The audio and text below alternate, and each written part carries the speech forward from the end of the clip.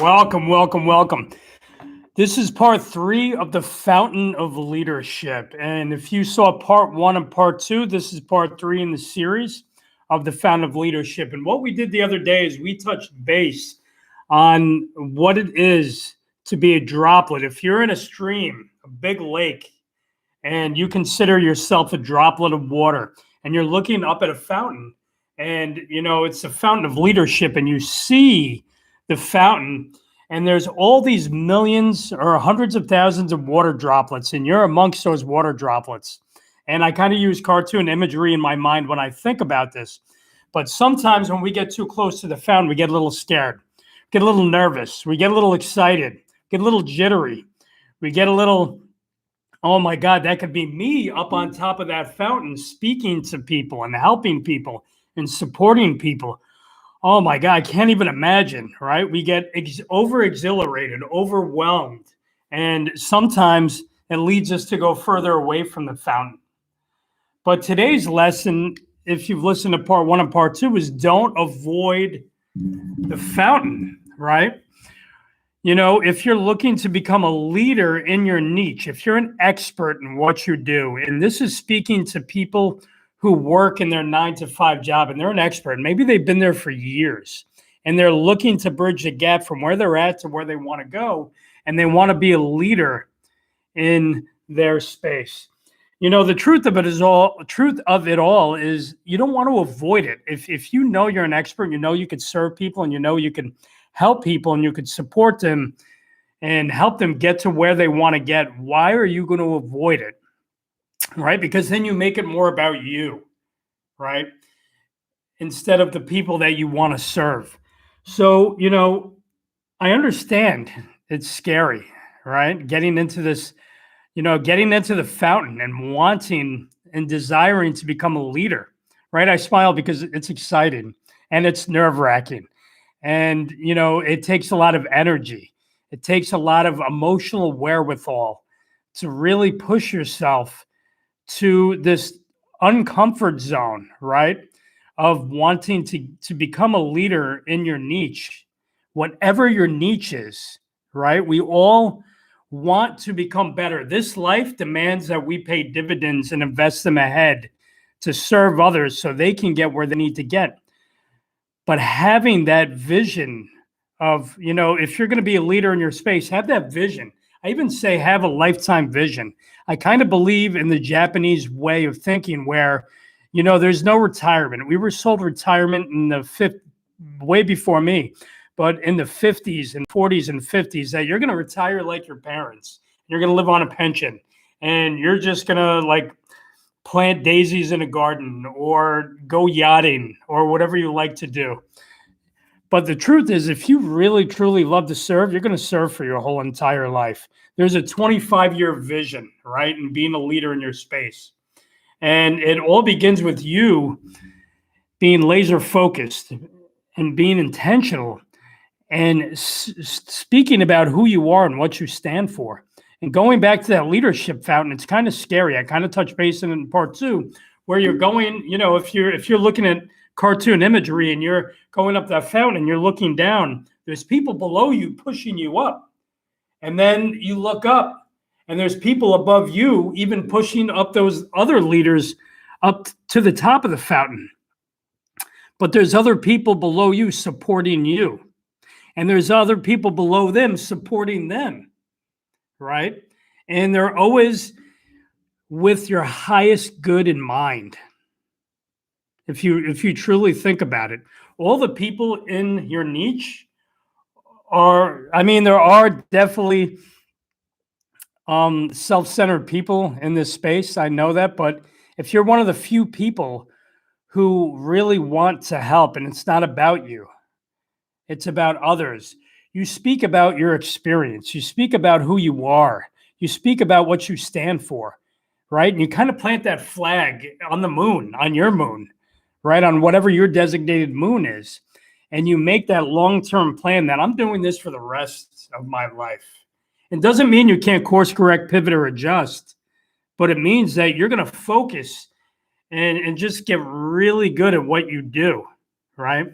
Because a fountain of leadership is about serving others, and also about, while you're serving others, you're serving yourself. By me speaking about this fountain of leadership, I'm learning about this fountain of leadership as well, right? I just know this much more because I just studied this. So it's very interesting to me, and I want to share it because to me, when if you look at part 1, part 2, and part 3, I pictured that whole entire thing as like a cartoon, right? Of like, we're all little water droplets in a stream, we're in a lake, and we're just looking to get better. We're looking to surround ourselves with people who, have higher needs and want to push the human race to become better, right? Push us to use this brain that isn't even fully used. But I believe in being of service to others and helping them get where they want, right? You do that for free, right? Yeah, I do this by investing time, energy, and attention in the YouTube world. And then there's a small percentage that people will want to invest in a relationship to support this, so I can help them get to where they want to get and truly honor people. But honoring people is also stepping outside of your comfort zone and doing something. By a late mentor that taught me this, he said, do something that scares you every day. I think I do it about 4 times a week, but he said every day, do something that scares you, right? And I always say, do something that scars you, right? Most things aren't going to scar us unless we're whatever, a competitive mountain climber or something. But do something that's a little bit outside of your comfort zone and stumble through it, because stumbling blocks turn into stepping stones. And I'm going to glance at some of these notes that I made here, as I made a ton of notes. But, you want to hang out with people that are where you want to go, that are just above you, right? And serve them. And the thing is you get to hang out with these people in that space as you're becoming and you're creating your leadership values and virtues and who you are and what you stand for and what excites you and what energizes you and what enthuses you. Like for me, I love helping experts become authorities in their space and creating a dream business online. I love that, right? Because I came from a family of, I'm going to say entrepreneurs. I don't even think my father knew he was an entrepreneur, but he got a dopamine hit by opening businesses. He'd open up a whole bunch of businesses, and it would excite him and it would energize him, and he'd keep opening them, and it burnt him out. I know that. But the thing is he was excited about, like building something and building it. And that was his thing. And he didn't realize this niche, but I grew up with a family of people that just loved business. They loved building businesses in their niche, and they all had little mind maps, right? Like all my uncles had similar businesses. But the thing is, in this fountain of leadership, the more successful, the more successful when you're on your path, you get paid. I'm trying to read my notes here, and they're difficult because I have a first grade handwriting. Is you get to hang out with the people that help you and support you as you're helping them and supporting them to build their business, right? And that's something maybe in your ideal niche, there's people you could JV with or affiliate with. And I haven't done that yet. Currently I do one-on-one guidance with people, and I'm streamlining my process because I'm still working into like being a rightist. I want to get it till it's right. But the thing is, eventually you're going to create a product and a service, and you're going to want to go with people that are in that specific niche that you're in, and work towards that. And then, you get to share, in that leadership field. You get to share their community with your community with their community. So think of where you are in your fountain of leadership. And I'm going to read my question. How much time are you willing to invest in building your fountain of leadership? What is your niche specifically? What is your niche for you? Whatever, you're a consultant, you're a coach, you're a trusted advisor, maybe you're a teacher of some sorts, right? We're all teachers in ways, but whatever your niche is, and if you're an expert in it, or you're willing to do the work to become an expert with it, what excites you the most about your area of expertise? What excites you about it? What incites you and to excite you outside of yourself so you can serve others? as quickly as possible. I think it's a very important thing to realize that it takes doing stuff every day, right? Especially with this online world, we're in this digital marketing world where like now the world is all online. Like everything is going online, and we have this grand opportunity to really scale who we are, and also scale our business, but scale ourselves to make impact with others, for others, and be the cause of that, right? We have that opportunity every day to do that and to connect with people. We're really just one or two clicks away from connecting with people, whether on LinkedIn. LinkedIn's my thing. It could be Facebook, commenting, right? It could be YouTube, like building up your content, right? Like I'm doing here. I'm just doing video after video and pushing myself to do one a day. My God, look, getting whiskers from this thing. But the thing is, it's you have to do it. You must put yourself out there, right? And then figure out how you can get in front of your ideal client avatar and ask them to have a conversation with you. Maybe you could truly serve them. Be of value. Be of extreme value, right? If you're a leader, you're a bleeder, right? Maybe part 4 will be the bleedership fountain. I don't know how I'm going to do the thumbnail on that one, but think about that. You help people. You truly serve in a way. If you're going beyond yourself and you're, there's this acronym CARE. I'm not going to go over the whole thing, but the last E on that is be extreme. Be extreme in everything you do. Like what is your ideal thing? What is your ideal, why will people want to connect with you? Right? There's truth in that, but be a leader. Don't be like everybody else. There's too many copycats out there, and it's good to learn from other people, right? I'm constantly learning from other people, and I like to learn from people that are exceptional in their niche. But it's like, how can you make your own voice? As a personal development person and a guide and a coach and a professor and a trusted advisor and a consultant in many things, it's easy to go down the road that everybody else goes down. But to invent yourself, you want to try to just speak to those ideal clients. Not everybody's going to vibe with this, right? Maybe you will. Maybe you're like, you know what? I've been avoiding myself. I've been avoiding my true calling because I'm afraid of putting myself out there, right? Don't be afraid, man. Don't avoid it, right? Move towards it. Because as human beings, we have to counterintuitively do what we think we shouldn't do, right? No one likes to should on each other. I think Tony Robbins said that, no shoulding. But think about that. What do you know your mind is telling you not to do? Do that very thing, right? No, I don't know. I don't want to reach out to that person. It's uncomfortable, But the thing is, that's the thing you need to do. That's the thing you must do, right? It's uncomfortable for me to do these YouTube videos, right? But I'm going to do them anyway, whether you like it or not. I don't care, right? But I do care about knowing that there is a fountain of leadership out there. And to be a leader, you got to support other leaders in their space.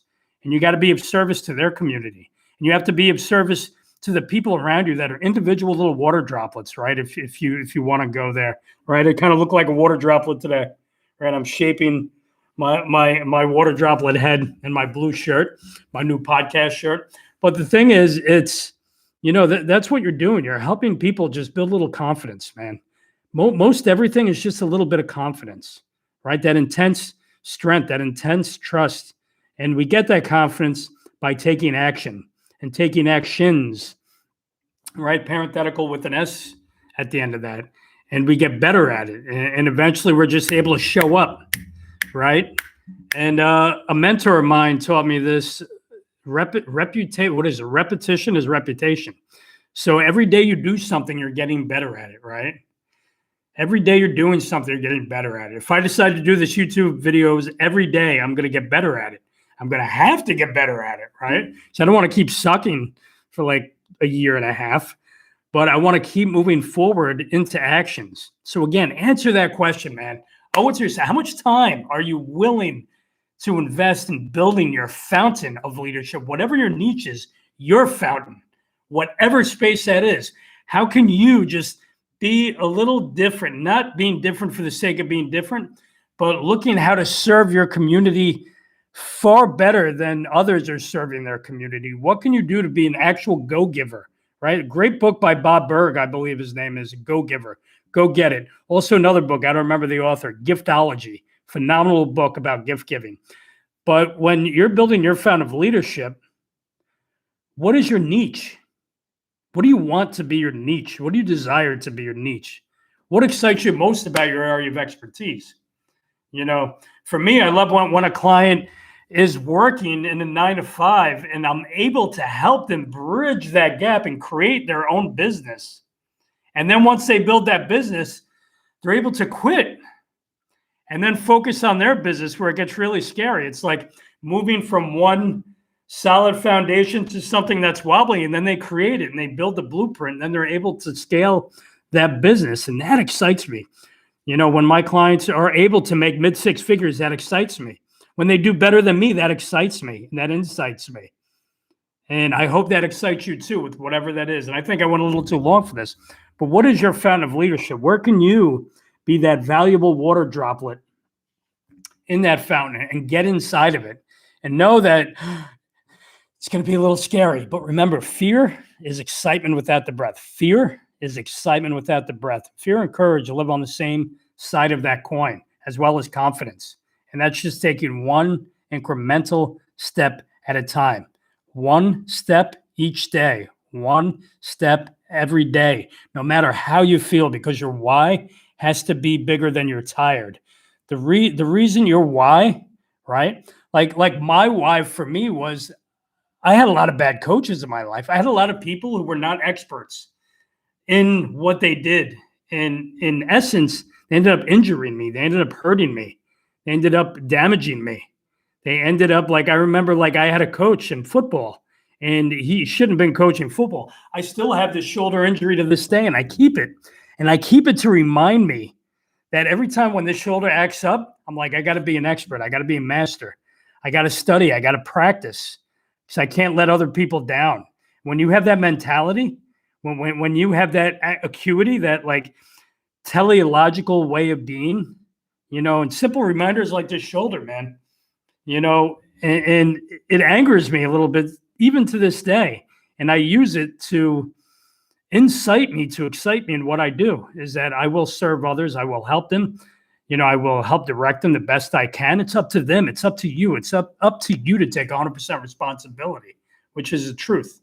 It's up to everybody. Everybody's 100% responsible. But the thing is, it's like, if you don't come prepared, right? Like you just show up and you call yourself whatever it is, you're not an expert. An expert is someone that knows, I remember I learned this from Bedros Keuilian, and I was part of something that he did years ago. I forget, it was somewhere in California. I flew in, and there was a thing. I think it was closed clients or something. It was like learning how to enroll clients when I owned a gym business. And he drew this thing, A, B, and C, or I think it was just A and B. I'm making this up, and it's something else that I put, but A and B. And he said most people will try to do everything themselves, right?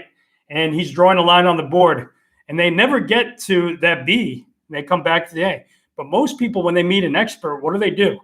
Right? The expert becomes an authority by doing things on a daily basis, right? So that line becomes a straight line to that B of where they want to go. So from where you are to where you want to go, there's that gap. And some people need help to cross that gap because they look at it as a chasm. They look at it and they go, oh my God, I could never jump that. But you know what that chasm actually is? It's literally a sidewalk crack to someone who's an expert. It really is an authority. When an authority helps you, they show you. You're afraid of that? I get it. I was once afraid of that too. Let me help you cross that. You know what? Invest. And I'll support you till the end of crossing that. And that's what happens. Then you look down, you're like, wow, that really was a sidewalk crack. That wasn't a chasm. I looked at it and literally the scale of that chasm got big. But you know what? You helped me see it. And it was only that. Literally, you stepped right over it.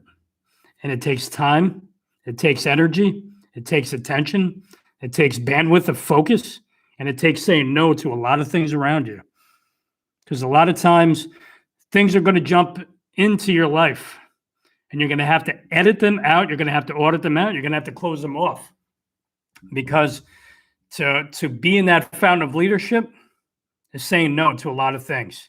And I get that. And again, awesome. I was able to do this for 20 minutes. So I hope that was valuable for you, man. Take care. Have an amazing day.